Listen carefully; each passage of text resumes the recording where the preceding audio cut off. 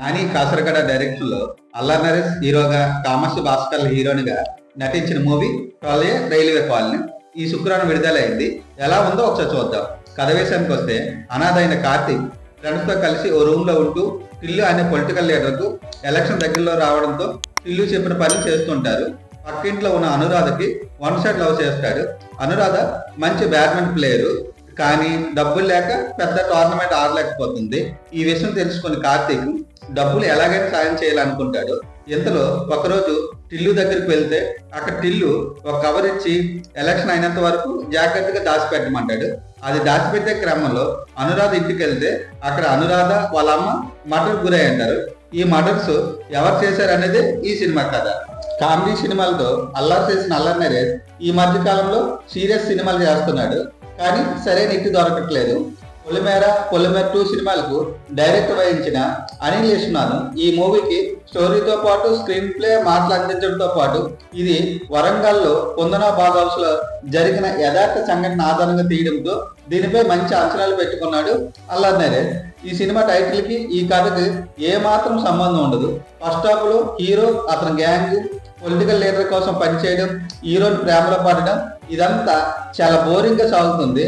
Friends gang లో viva Harsha, getup Srinu, Saddam లాంటి comedy యాక్టర్లు ఉన్నా కామెడీ పెద్దగా పండలేదు. హీరో హీరోయిన్ మధ్య లవ్ స్టోరీ కూడా పెద్దగా వర్కౌట్ అవ్వలేదు. మధ్యలో టిల్లు కుద్ర పూజలు చేయడం, ముంబై నుండి ఓ డాక్టర్ హీరోని ఎదగడం కోసం కొంత ఇంట్రెస్ట్ పుట్టుతుంది, కానీ అన్నిటికన్నా ఇంటర్వల్ ట్విస్ట్ అదిరిపోతుంది. దానివల్ల సెకండ్ హాఫ్ ఇంట్రెస్ట్ పుడుతుంది, ఓ అల్లర్ థ్రిల్లర్ సినిమా లాగా. కానీ సెకండ్ హాఫ్ లో ఈ మర్డర్ ఎవరు చేశారనే పాయింట్ చుట్టే తిరుగుతుంది.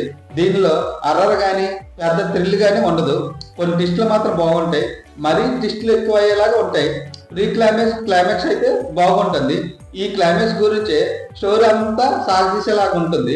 దానివల్ల బాగా స్లోగా అయింది. ఫస్ట్ హాఫ్ కన్నా సెకండ్ హాఫ్ ఎంతో కొంత పర్వాలేదు అనిపిస్తుంది.